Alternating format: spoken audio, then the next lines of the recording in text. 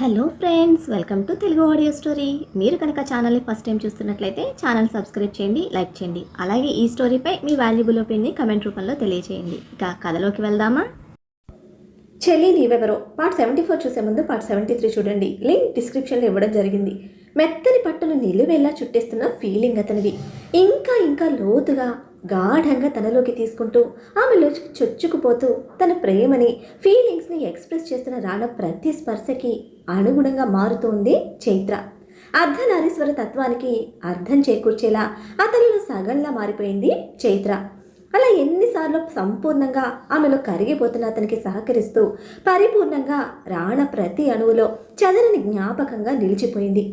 అలా రసరమ్య లోకాల్లో విహరించిన తనువులు ఎప్పుడు నిద్రలోకి చేరాయో ఇద్దరికీ తెలియదు.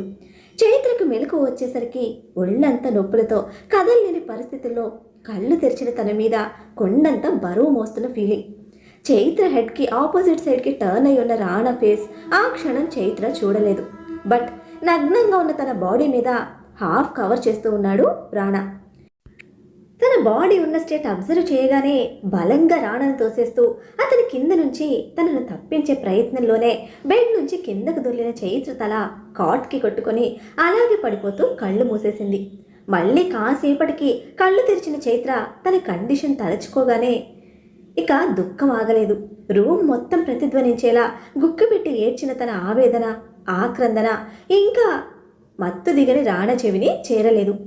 ఫస్ట్ చేతికి అందిన క్లాత్ తీసుకొని తన ఆడతనాన్ని కవర్ చేసుకుంటూ బెడ్ సైడ్కి ఉన్న డ్రెస్ కనిపించగానే అది వేసుకొని భయంతో ఏడుస్తూ బయటకు వెళ్ళిపోయింది చైత్ర. అలా కాకుండా రాణ ముందుగా కళ్ళు తెరిచినా భయపడకుండా కంగారు పడకుండా చైత్ర ఇంకా కాసేపు అక్కడే నిలిచినా ఇద్దరి జీవితాలు మరొక మలుపు తిరిగేవేమో. చైత్ర వెళ్ళిపోయిన కాసేపటికి ఆ రూమ్కి డూప్లికేట్ కీతో వచ్చిన రౌడీ